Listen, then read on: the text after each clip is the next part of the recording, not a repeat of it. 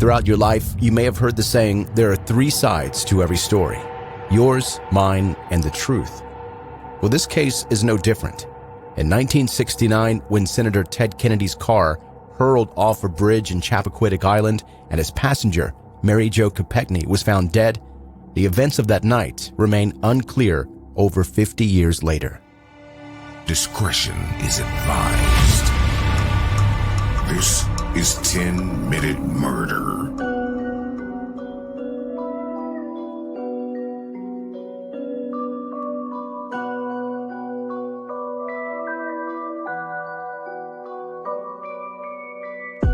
Welcome to 10-Minute Murder, brief and bingeable true crime.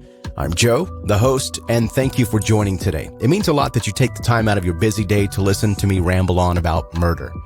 Of all the true crime podcasts that are out there, and I haven't counted, but it's probably at least 4 or 5, you chose this one, and I appreciate it. If you are new to 10-Minute Murder, welcome. I hope that by the end of this episode, you'll like what you hear and become a subscriber, and then connect with the podcast on all of the social media places. Links for that are in the episode notes, as well as a link to the 10-Minute Murder merch store.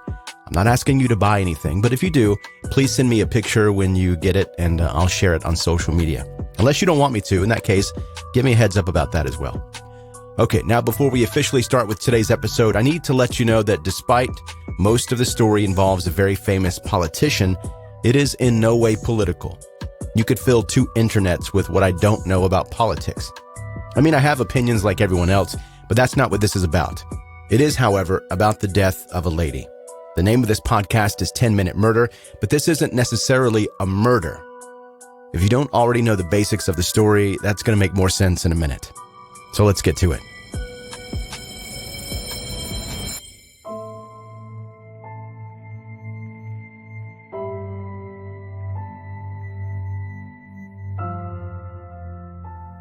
On the evening of July 18th, 1969, Edward, or Ted, Kennedy and his cousin Joe Gargan were hosting a cookout and a reunion party at Lawrence Cottage on Chappaquiddick Island, Massachusetts.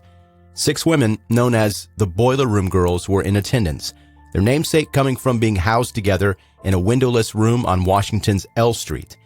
These women had previously worked as political advisors to Bobby Kennedy, and after his assassination in 1968, had begun working for Ted Kennedy, who at this time was well on his way to becoming the next president. The party started at just before 9 p.m. after the 6 women left their hotel in Edgartown and traveled by ferry to Lawrence Cottage.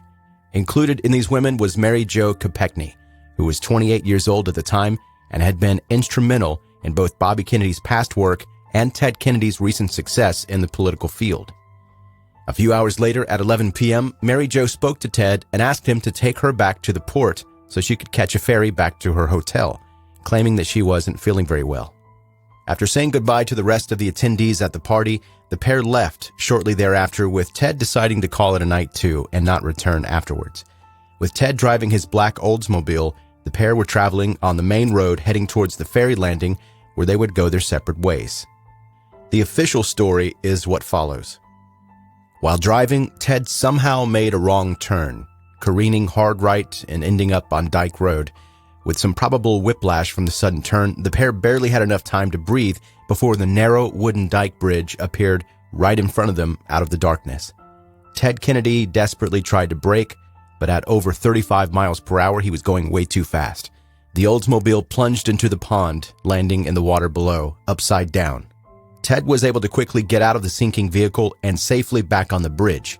He later testified that, quote, "I attempted to open the door and the window of the car, but have no recollection of how I got out of the car," end quote. Mary Jo was not as lucky. Ted claimed that he jumped back in, desperately trying to free her, but the pond current was too strong, and he couldn't see Mary Jo anywhere in the darkness. He ran back to Lawrence Cottage and sought help from his friend, Paul Markham, and his cousin, Gargan. The trio went back to the scene in Paul's car, stripped off, and dove into the water to search for Mary Jo for over 45 minutes. They gave up, and the trio went to the ferry slip and quickly realized that the last ferry had already left for the night. Ted instructed Markham and Gargan to go back to the party, but to not say a word to anyone. And with that, the senator dived into the water and swam over 500 feet to Edgartown, where he went back to his hotel and went to sleep. And I already know what you're thinking at this point. Not a single phone call to the police. What are you hiding? It sounds pretty suspicious. At 9:45 a.m. on July 19th, over 10 hours after the accident, Ted went back to the area and then reported it, admitting that he had been behind the wheel. But the police already knew this. Ted Kennedy's Oldsmobile had been recovered just over an hour earlier when a teacher who was headed out to fish for the day noticed the submerged car and called the police.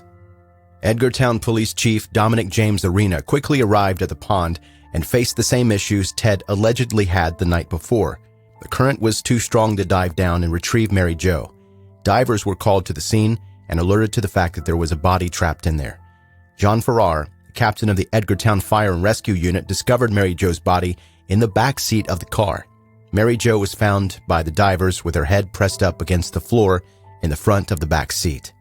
Farrar would later testify that it is likely that she was positioned like this due to an air pocket having formed after the vehicle was submerged, which allowed Mary Jo to stay alive for some time after the accident before eventually running out of air, suffocating.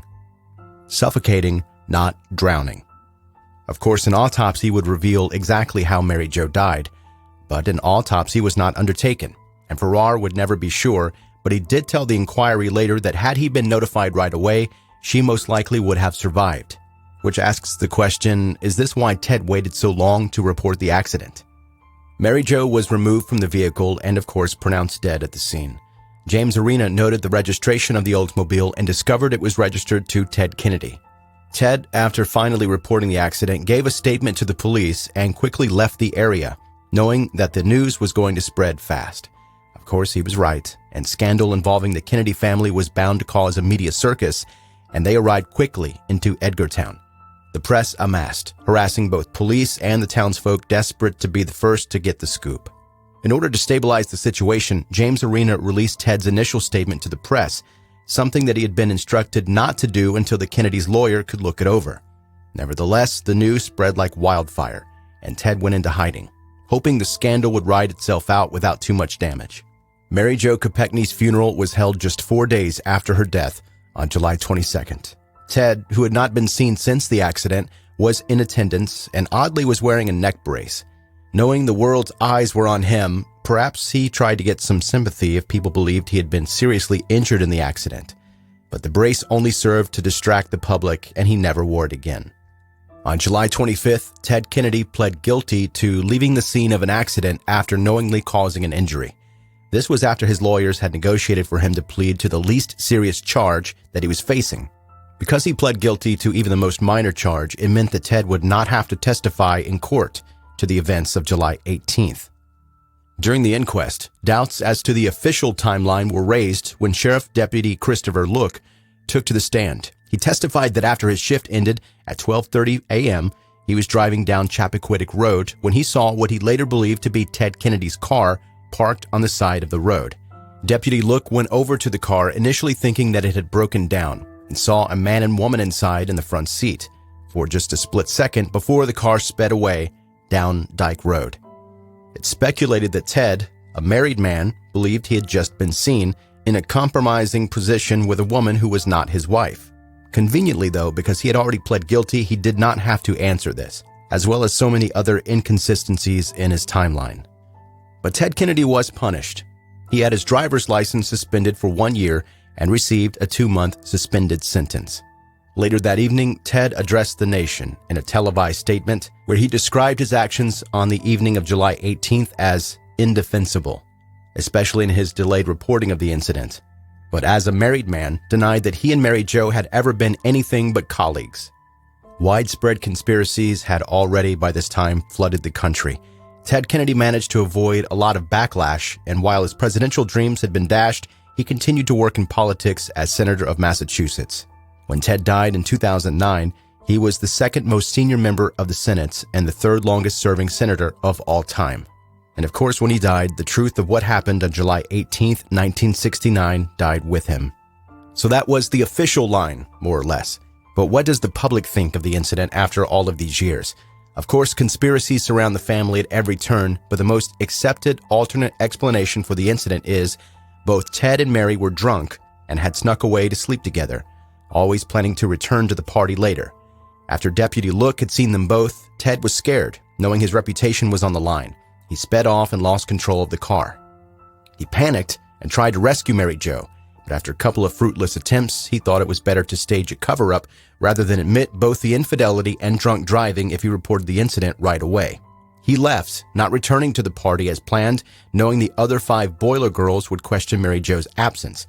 He instructed Markham and Gargan to lie about a second attempt at rescue, one that shakily fits into the timeline, and went about constructing an alibi. So what do you think? Simply a series of unfortunate events, or a desperate cover-up to save yet another Kennedy from the brink of political turmoil?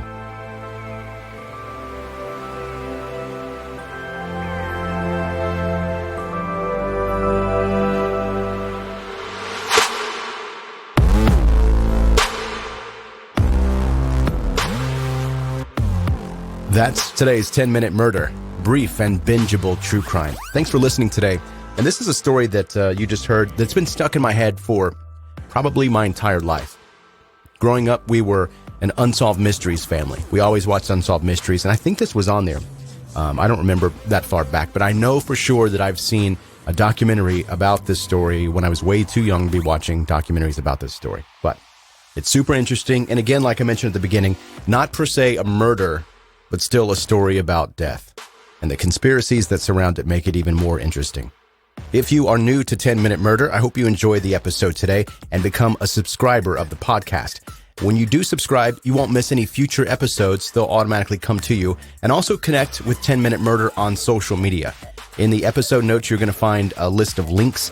And on each of those links, I'll have where you can follow the show in different places, as well as a link to the merch store if you're interested in t-shirts or stickers or anything like that. If you've got friends and you think that they may be into brief true crime stories like this, please let them know about 10-Minute Murder. Thank you for listening. Be safe and make good choices.